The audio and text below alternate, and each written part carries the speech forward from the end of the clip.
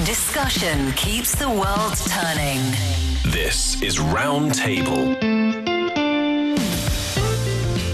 You're tuned in to Roundtable. I'm Steve Hatherley today with Fei Fei and Yushan. Coming up, forget dusty storefronts. China's oldest brands are crashing live streams and racking up billions of views. The old-timers are suddenly cool again. But behind the hype, a brutal scramble for digital talent, a battle with the algorithm itself, and one big question. When heritage chases trends, does the magic survive? After that, we say it every day that we love to hear your voice. And today we have a special heart-to-heart message that gets straight to the heart of relationships. Stay tuned for that. Our podcast listeners can find us at Roundtable China on Apple Podcasts. And yes, if you would like to be a part of our heart-to-heart segment, then you can send your own voice note and tell us what's on your mind these days. Here's how you do that. Roundtablepodcast at QQ.com. Once again, roundtablepodcast at QQ.com. And now, centuries-old shop signs are lighting up not just old streets anymore, but smartphone screens. Across the country, time-honored brands are stepping out of offline storefronts and into viral live streams, racking up billions of views on social media platforms. Now, as more of these brands open up their stores online, it seems like all of a sudden that the old-timers are trying to be cool again. But behind the numbers is a bit of a tougher story. There's a scramble for talent, the people that you put on those screens when people are scrolling to represent those legacy brands. There's also a race to decode platform algorithms. How do we get our brand image and message to as many people as possible? That's a new challenge. Also, there's a deeper question about identity. You know, if your company is 100 years old and you have an established image and all of a sudden you're trying to break into, young people's reels or streams or whatever, then that raises the question of who are you as a company too. There's a lot of questions here, but it's basically about older companies trying to stay relevant here in 2026. And I like the story. So let's find out exactly what's going on.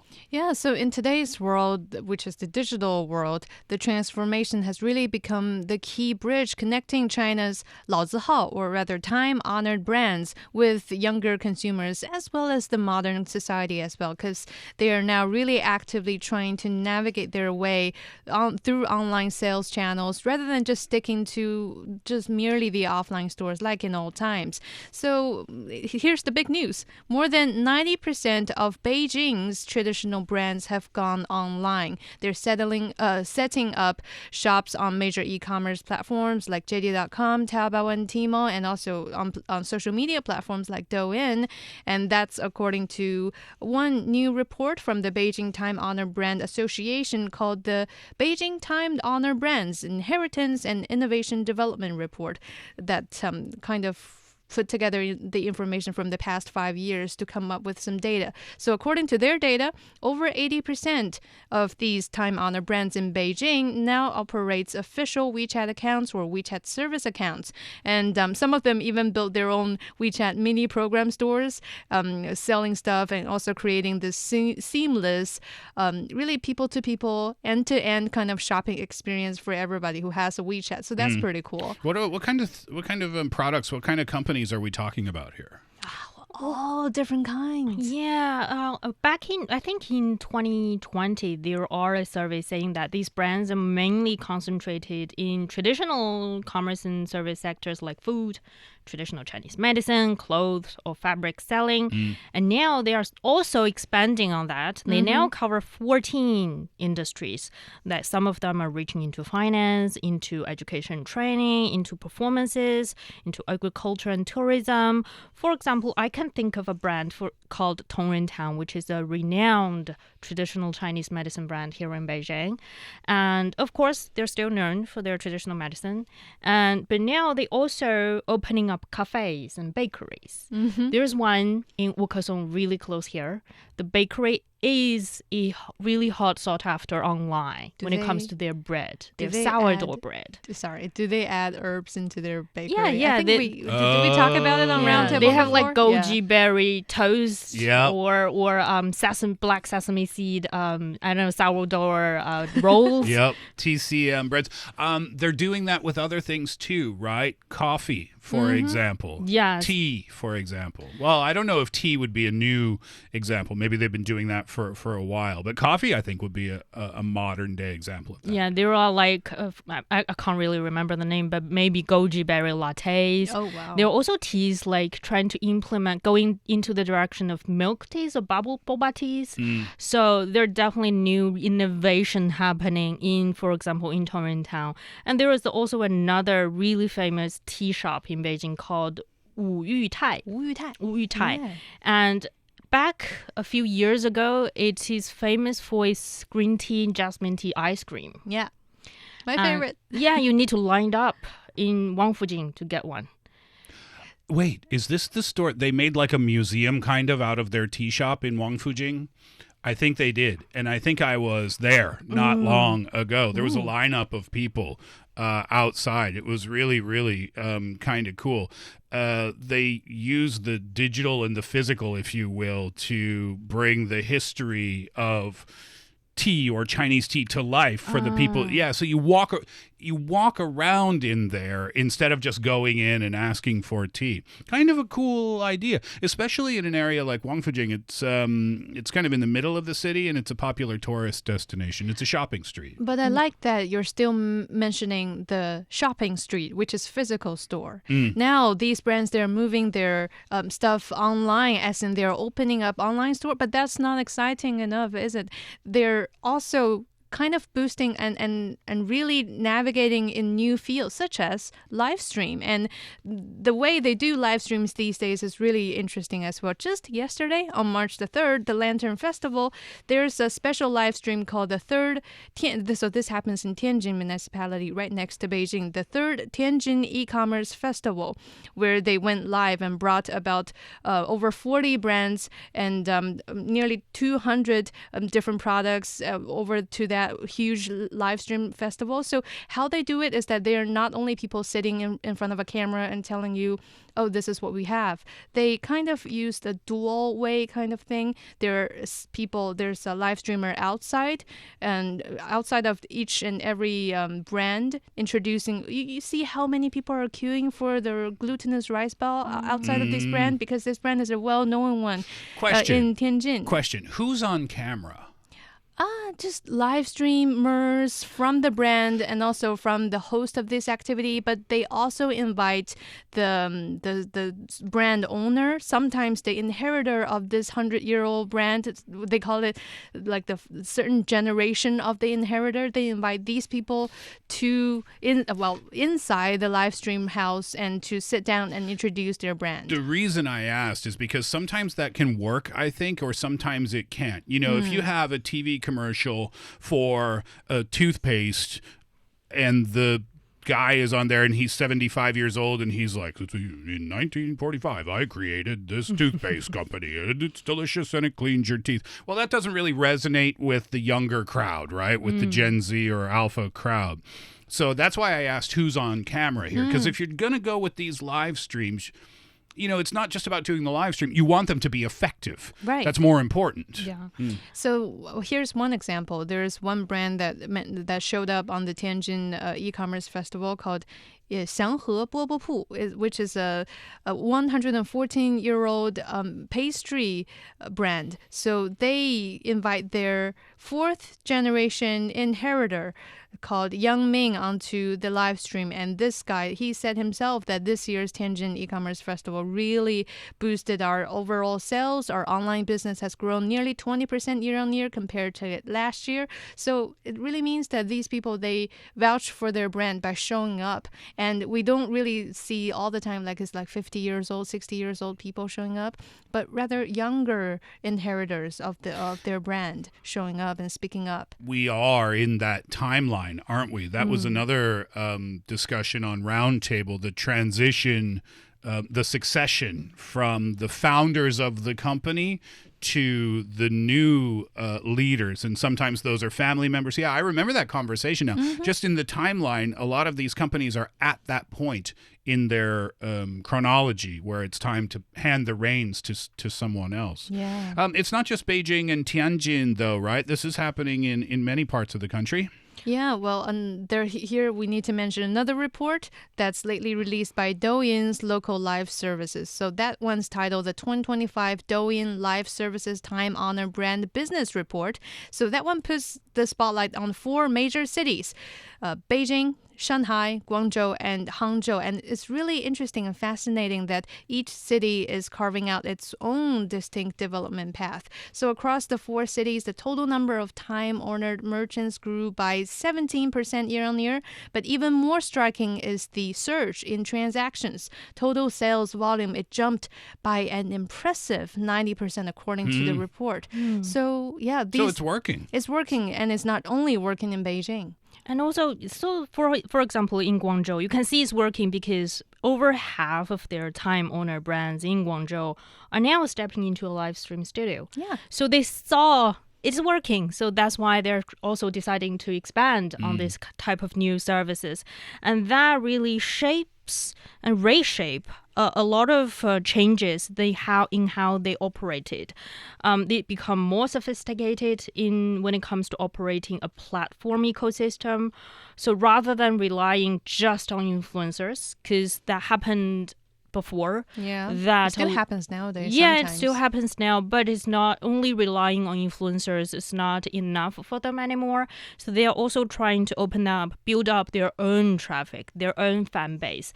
You can see, for example, in Guangzhou, I remember there is one time-honored brand focusing on yamcha. They opened restaurants in Guangzhou, in many other cities, also in London as well.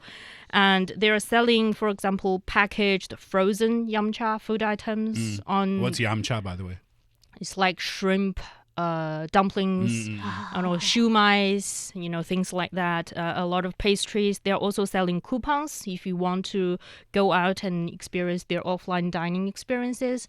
So you can see that they are live streaming this morning. I just checked on their Taotaoju Douyin official account. Were you just checking, or were you shopping for some delicious shrimp dumplings? Yeah, I'm looking forward. I really like their I'm working. in the name of working.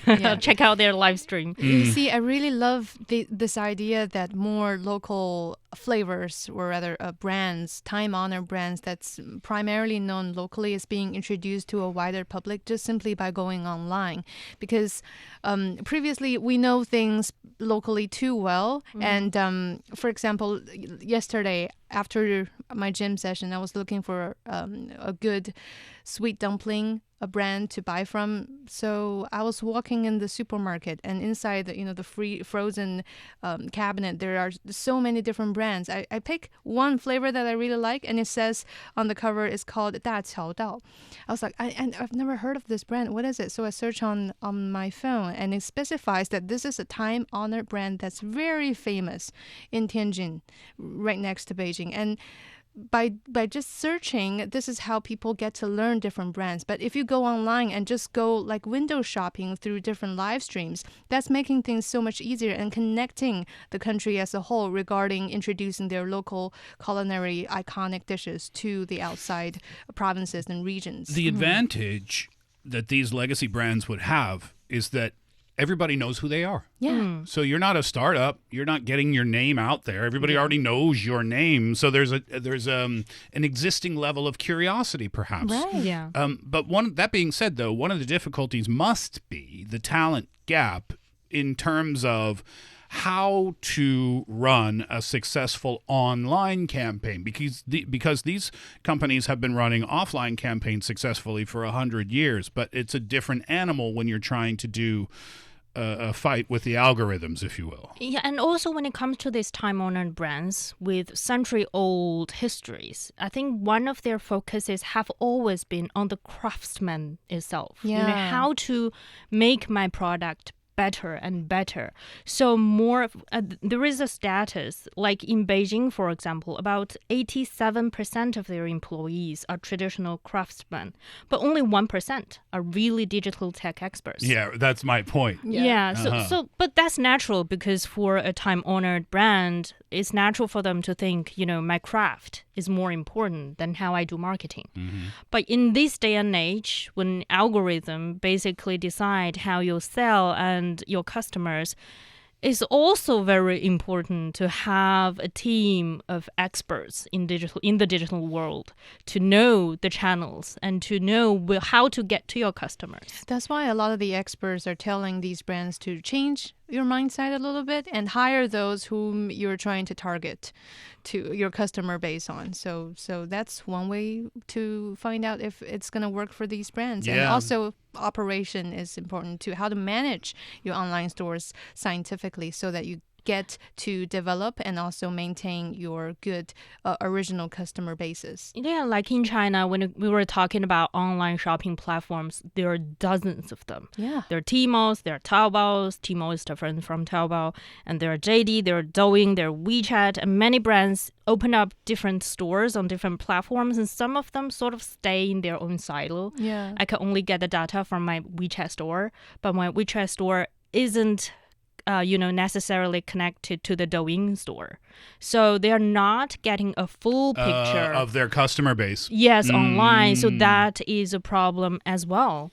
And another thing is when they are trying to appeal to a younger base of customers, they need to launch new products and how to make sure that these new launches really matches your time-honored images. There will be sometimes failed launches because that launches just that don't feel like you. They don't resonate. Yeah, it's a challenge, but it is what it is, I think, because it's 2026. Everybody shops online here in China. Of course, there are brick and mortar stores that still exist. Of course, shopping malls are everywhere, but it seems like if you really want to make it, you got to keep up with what the young kids are doing business-wise, too. You're listening to Roundtable. I'm Steve with Fei Fei and Yushan. And coming up, is there such thing as falling in love too late? Heart to Heart is on the way. Heart to Heart, a moment just for you. Your questions, your stories, your voice. Our shared conversation. It is time for us to pass the microphone over to you. And for today's Heart to Heart, we have a message from Jenny. Dear every host in Roundtable China, I'm Jenny and I'm so glad to have this chance to talk with you if my mail is selected. Actually, I am 25 years old now and I still haven't gone into a love relationship, haven't dated with any boys before. In China, we call it 牡丹 solo. In the last years, I'm not that worried because all my best friends, closest friends, they face the same situation like me. But I just keep asking myself, is that normal? Like at this stage of us? I know it may sound a little bit cheesy to say like we are too old or something because after all, we are just 25 years old now and in such a modern city, a lot of girls just not married or married at a very late age. But I do want to experience the love because I have been working now and my biggest interest is to dance. I would spend my spare time to go to dance classes after work. I just want to ask about you guys. What do you think about it? And I really need your advice or guidance about it. How to expand my friend circle or how to adjust my own mood. Yeah, that is important to me. Thank you guys, and I would so appreciate it if you could read my mail and just give me some feedback. Thank you. Love you guys. Thanks for sharing, Jenny. So Jenny's 25 years old. She's never been in a romantic relationship with a guy. She's never had a boyfriend. Didn't bother her before, but now she's thinking, I kind of want to get my feet wet here. I kind of want to get into the game. What advice would you give to Jenny Yushan? I'll start with 25 years old is really not too late, and it's never really too late to get to experience something as sweet and nice as a love and intimate relationship. So Jenny, from my personal point of view, I'll recommend you downloading some dating apps.